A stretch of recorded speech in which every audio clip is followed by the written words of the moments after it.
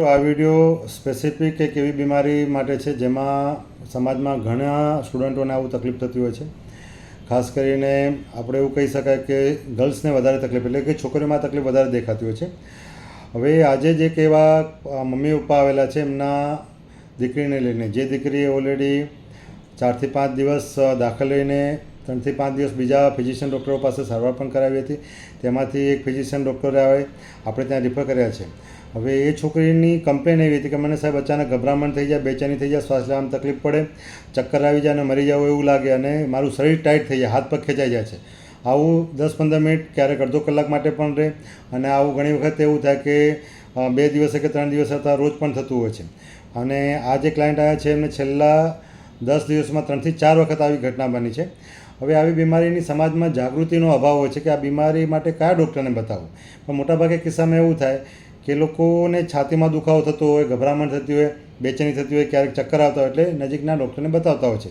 એ કોઈ પણ મા બાપ હોય, હું હોઉં કે બીજા હોય, મારા જો બાળકને આવી તકલીફ પડે, જે શ્વાસ ચડે, તો આપણે નજીકમાં ફિઝિશિયનને બતાવતા હોય છે. પણ ઘણી વખત આવી બીમારીમાં મોટાભાગના કિસ્સામાં કે જ્યારે છાતીની પટ્ટી નોર્મલ આવે, છાતીનો એક્સરે નોર્મલ આવે, લોહીના રિપોર્ટો નોર્મલ આવે, પછી ડૉક્ટર એવું કહેતા કે લોહીનો રિપોર્ટ બહાર નોર્મલ છે પણ આ તમને મટી જશે, અને દવા કરાવતા હોય છે. અને ક્યારેક ક્યારેક એવું તો આપણે દવા કરાવીએ, બોટલ ચડાવીએ, 1-2 કલાક સારું રહે, અને બીજા દિવસે ઘરે જઈએ એટલે પાછી આવી તકલીફ ચાલુ થઈ જઈ હતી. તો મિત્રો, આ કોઈ વળગાડ કે ગાંઠપણની બીમારી કે માનસિક બીમારી નથી. આ સ્પેસિફિક એવું કહી શકાય છે કે એક માઇન્ડની બીમારી, આપણે ન્યુરોટિક બીમારી કહી શકાય, જેને ફંક્શનલ ન્યુરોલોજિકલ ડિસઓર્ડરની બીમારી કહેવામાં આવતી હોય છે. આ બીમારીની સારવાર સ્પેસિફિક મગજના જે ન્યુરોસાયકાટ્રિસ્ટ એટલે કે મનોચિકિત્સક ડૉક્ટરો હોય છે, બરાબર છે, જે MD કે DPM કરેલું એવા જે સાયકાટ્રિસ્ટ હોય, ડિપ્લોમા કોર્સ કરેલા હોય સાયકાટ્રિસ્ટ, એ ડૉક્ટરો કરતા હોય છે. પણ સમાજમાં આ બાબતની અજ્ઞાનતાના કારણે ઘણી વખત મા બાપ ઘણા બધા અલગ અલગ ડૉક્ટરોને મળતા હોય છે. ક્યારેક ક્યારેક ફિઝિશિયન કે GP ડૉક્ટરને ત્યાં સારું ન થવાના કારણે એ લોકો અંધશ્રદ્ધા બાજુ પણ વળી જતા હોય છે. એટલે શું થાય કે જ્યારે માનો કે 2 ડૉક્ટરોને બતાવ્યું પછી પણ ન મટ્યું, એમની માહિતી ન મળી, અથવા બીમારી કેમ થાય છે, એની દવા શું કરવી એ યોગ્ય રીતે ન થાય કદાચ, તો થાય એવું છે કે લોકો એ ડરના કારણે પોતાના બાળકોને બચાવવા માટે કોઈ પણ હદ સુધી જવા માટે દરેક વ્યક્તિ તૈયાર, હું હોઉં કે બીજા મા બાપ હોય. તો આવા કિસ્સામાં મા બાપો ડરીને ચિંતામાં ક્યારેક ક્યારેક અંધશ્રદ્ધા એટલે ભૂવા અને અંધશ્રદ્ધામાં પણ જતા હોય છે. પણ મિત્રો, આ એક બીમારી છે. આ બીમારીની તમે તમારા નજીકના મનોચિકિત્સક પાસે, MD કે કોઈ પણ સાયકાટ્રિસ્ટ ડૉક્ટર પાસે તમે આ કરાવો ટ્રીટમેન્ટ, તો આ ચોક્કસપણે મટી શકે છે. આ સારવારમાં દવાઓ, ઇન્જેક્શન અને કાઉન્સેલિંગ, આવી 3 પ્રકારની સારવારો આપવામાં આવતી હોય છે. ક્યારેક ક્યારેક વધારે તકલીફ હોય તો દાખલ પણ કરવા પડતા હોય છે. અને આ બીમારી મટવામાં ક્યારેક 1 દિવસથી લઈને 3 મહિના પણ લાગતા હોય, ક્યારેક વધારે 6 મહિના પણ લાગતા હોય છે. પણ આમાં કુટુંબનો રોલ, દર્દીની તકલીફની તીવ્રતા કેટલી છે, કયા કારણોસર આ બીમારી થઈ, એ કારણો પકડી યોગ્ય રીતે સારવાર કરવામાં આવે તો આ ચોક્કસપણે ઘણી વખત 1 દિવસથી લઈને 3 મહિનાની અંદર મોટાભાગના તકલીફો આ મટી શકે છે. આજે આપણી સાથે એવા જ એક 10th સ્ટાન્ડર્ડના સ્ટુડન્ટ છે, 10મા ધોરણના, જેને એક્ઝામ પાસ કરીને અને 80% પણ લાવ્યા છે. અને એમની ઈચ્છા છે કે મારે 11 સાયન્સમાં જવું છે, અને આપણે આશા રાખીએ કે ભવિષ્યમાં સારું ભણે અને આ તકલીફ ન થાય એ માટે એ આજે આવેલા છે. હું પણ એવી ટ્રીટમેન્ટ અને એવી આશા રાખીશ કે આપણે અહીંયાથી ટ્રીટમેન્ટથી એમને સારું રહે. પણ એમના મા બાપની શું હાલત હતી, અને મા બાપ આ બીમારી વિશે શું જાણતા હતા, અને કદાચ અહીંયા ન મોકલ્યા ડૉક્ટરે તો એ શું કરતા, એ વિશે જાણીએ. અને એમને શું લક્ષણો હોય છે જે જોયા હતા, એમને અનુભવ્યા, એના વિશે આપણે ચર્ચા કરીશું. હા બેન, હવે તમારી દીકરીને શું તકલીફ થઈ હતી એ મને થોડું જણાવો. હવે તમે શું જોયું તે જણાવો. એ છાતીમાં દુખાવો થાય ને પછી શ્વાસ બંધ થઈ ગયો. એટલે પછી અચાનક શીશાય મમ્મી દોડ, એટલે પછી હાથ છોડ, મારો હાથ છોડતા હાથ આમ થઈ ગયો. એટલે મેં પછી એટલે આમ હાથ એકદમ ખેંચાઈ ગયો, સીધો થઈ ગયો, આવી ગઈ, કડક થઈ ગયો. એટલે મેં પછી આ દિયાસોળે કાતી દવાખાને પછાડી, એટલે બોટલ ચડ્યા એટલે આરામ થયો. એટલો આરામ રહ્યો. પછી માન લો કે 3 દિવસ સુધી આરામ નહીં જાગતો, દિવસની પાછા બીજા દિવસે પાછું પાછું થયું. લઈ ગયા. હા, એટલે પછી પાછી બોટલ ચડાવી તો આરામ રહ્યો. એટલે એ મગજના ડૉક્ટર પાસે નહીં ગયા, પણ આપણે ગામડામાં જે ફિઝિશિયન ડૉક્ટરો કહીએ એમની પાસે ત્યાં ગયા અને આરામ થયો. પછી 3જા દિવસે ફરી પાછું એવું દાખલ કરી અમે. હા, પણ એ બીમારી ચાલુ રહી. હા, આ બીમારીમાં તમને જે રિપોર્ટો કરાયા હૃદયના અને છાતીના બધા નોર્મલ આવ્યા હતા, લોહીના રિપોર્ટો પણ નોર્મલ આવ્યા હતા. હા, તો તમે પૂછ્યું કે સાહેબ આ રિપોર્ટ નોર્મલ આવે તો શું બીમારી હોઈ શકે, એવું તમે પૂછ્યું હતું? ના, પૂછ્યું નહીં, પણ સરે પછી અહીં લીલાવતી હોસ્પિટલમાં કીધું કે આ રીતના હે કે અહીં પછી હા, એટલે લીલાવતી હોસ્પિટલમાંથી આપણે ત્યાં મોકલ્યા એમને, કે એમને કીધું કે તમે અહીંયા ડૉક્ટરને બતાવતા હો. પણ આના પહેલાં તમે આવી કોઈ બીમારી કોઈને જોઈ હતી ખરી ગામમાં, સમાજમાં?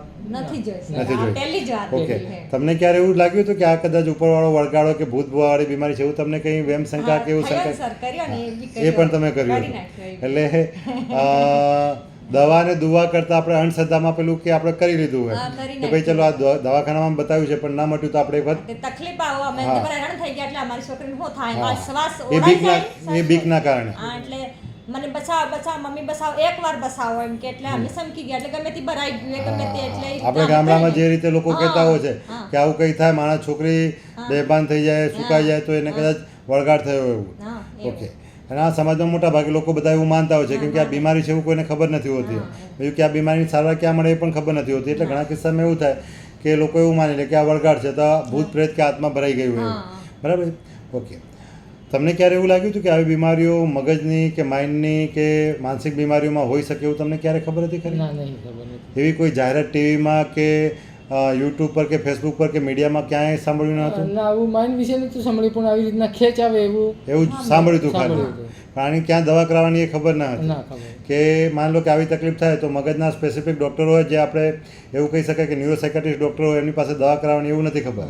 મારે 6 છોકરા છે સર પણ કશું થયું નથી કશું એટલે આ નથી. પહેલી પણ આમને વાર તકલીફ સંભળાઈ થઈ. અમને એટલે બીક ઠીક છે. કરાઈ ગઈ.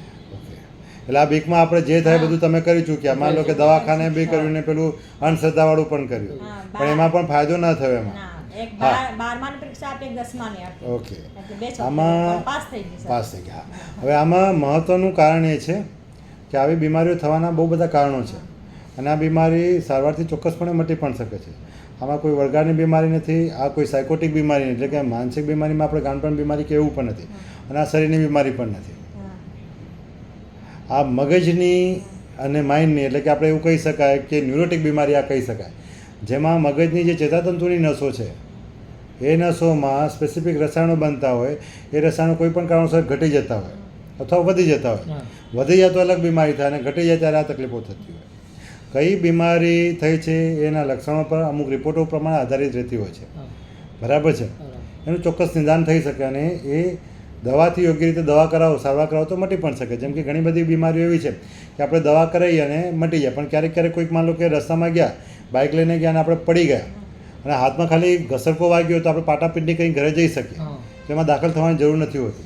પણ ક્યારેક ફ્રેક્ચર થયું હોય તો પાટાપિંડીથી ન ચાલે, હા. એના માટે ઓપરેશન જ કરાવવું પડે. આપણે એમ કહીએ ડૉક્ટરને કે પાટો બાંધો ને સાહેબ અમે ઘરે જતા રહીએ મટી જશે, તો એ ના મટે. એવી રીતે માઇન્ડની અને આ બ્રેઇનની બીમારીઓ, મગજની બીમારીઓ પણ ઘણી એવી છે કે અમુક બીમારીઓમાં દાખલ થવું પડે, અમુક બીમારીઓમાં દવાથી પણ સારું થઈ જાય. હા, સર. બરાબર છે? એટલે આપણે એ બાબતમાં જોઈએ છે, પછી આગળ નક્કી કરીએ રિપોર્ટો કરાવીને. બરાબર છે? પછી શું કરવું એ નક્કી કરીએ. મિત્રો, આ બીમારી જે છે મોસ્ટલી એમના લક્ષણ પ્રમાણે ફંક્શનલ ન્યુરોલોજિકલ ડિસઓર્ડર કહેવામાં આવતું છે, જેને પહેલાં કન્વર્ઝન ડિસઓર્ડર નામની તકલીફ કહેવામાં આવતી હતી અને લોકલ ભાષામાં લોકો એને હિસ્ટેરિયા પણ કહેતા હતા. આ કોઈ ગાંઠપણની બીમારી નથી, આ કોઈ વળગાડની બીમારી નથી, આ કોઈ ભૂવા પડવાવાળી પણ બીમારી નથી. હા, પણ ક્યારેક ક્યારેક આ બીમારી આપણે દવા અને દુવાથી મટી જતી હોય છે જો એની તીવ્રતા ઓછી હોય, માઇન્ડને નુકસાન કે બ્રેઇનને નુકસાન ઓછું થયું હોય, કારણો બહુ નાના હોય તો શક્ય છે કે આ જલ્દી મટી જતું હોય છે. પણ આપણને એવું લાગે કે ભૂવા બળવા કરવાથી મટ્યું હોય અથવા એ વસ્તુ, પણ એવું નથી.